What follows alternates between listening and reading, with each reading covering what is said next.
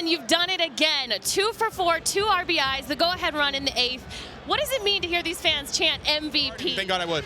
Coming off a huge sweep this weekend in the division, then taking this first game against the Diamondbacks to stay in first place. What does that mean to you guys? Took care of the rest. How about Germán Marquez? 6 innings pitched, 1 earned run, keeping you in this game. Well, speaking of blondes, let's see if Ashley Behabetz looks better in the John Gray hair hat giveaway. Ash, what do you guys John? think? Hey. I feel good as a blonde. I really think I could rock this flow. John Gray giveaway night. There's going to be lots of flow in the stands tonight. Now, speaking of John Gray, we've got a couple updates, not only on John Gray, but a couple of the other pitchers as well. Now, John Gray threw Wednesday with the Lancaster Jethawks. He threw 4 innings, no earned runs, 1 walk, a total of 55 pitches.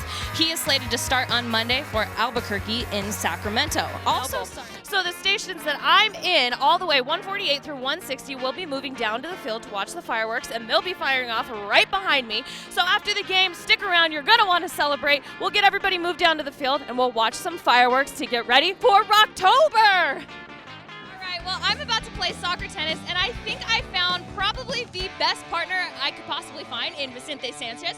So we found some Rapid staff members who think they can take us on, but we're about to go hard right now. It's on.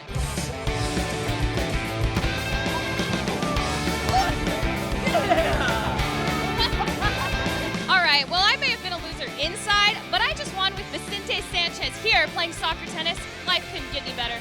I'm out ya. We are here at Dick's Sporting Goods Park to check out the Special Olympics match, followed by the Chipotle homegrown game. We're going to go inside, talk to some fans, see what's going on. We are in Golden, Colorado at Colorado School of Mines, home of the Ore Diggers baseball team at Jim Darden Field. And we are doing the first ever Root Sports Home Run Trot Challenge. Now, essentially, the time to beat is 16 seconds, and it's going to go head-to-head between Corey and Mark. We're going to keep their times, and winner gets bragging rights. All right, Mark, I'll tell you when to swing, and your first steps out of the box is when I'll start the timer. We've got a trainer here just in case, so feel free to go hard. Okay, here we go. Away I go. Set, and swing. Timer goes. He's got a pretty good stride considering he's got a bum hip. We are at 7 seconds. Not too bad. He's pretty light on his feet, guys. Oh, My pants are coming down. You gotta go. You gotta go. All right, Mark. Hit 16 seconds around third base. Not too bad. Let's see what your final time is. 21.98. Oh, not too bad.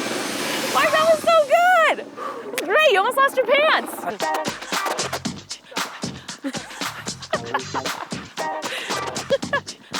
3 seconds to first base. Not too shabby.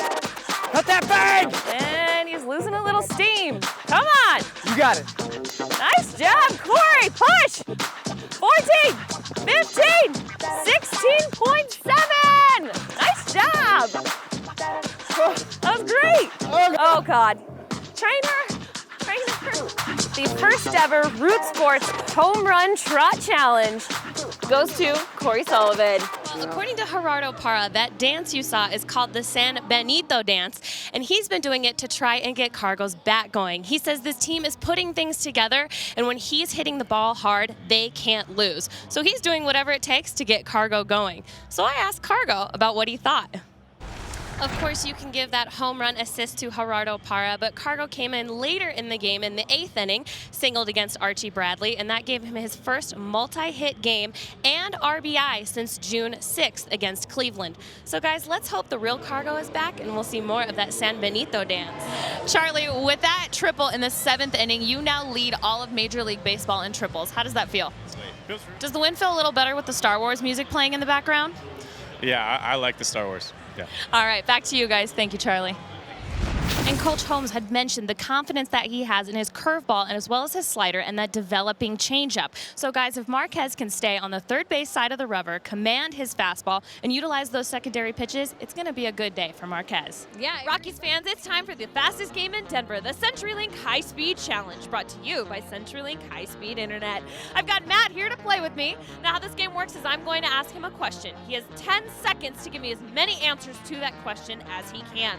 We're then going to ask David Dahl the same question, see who gets more right. Are you ready to play? Good.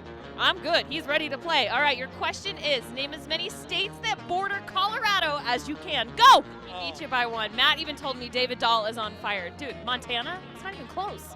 But you know what? Just for playing, because we're so close to October, we're going to give you this Echo Dot, all courtesy of CenturyLink. Thank you so much for playing, and a huge thanks to CenturyLink, your link to the Rockies. Welcome back to center field. Colorado Rockies baseball, no score going into the bottom of the second. It's Tuesday night, which means it's Toyota Talk Takeover night. Our guest is Garrett Atkins. He'll be taking over the Root Sports _RM account, and he's already tweeting because he's excited to take over. Check it out. Excited to take over the @Root Sports _RM Twitter account tonight. Rocks are hot. Be sure to tune in. If you'd like to join the conversation, tag us @Root Sports _RM or use the hashtag Toyota Talk. Buddy talked about yesterday the work that you've been doing in between innings when you're catching with the younger pitchers has been invaluable. Can you talk about what you've been doing in between innings and what your kind of goal is there?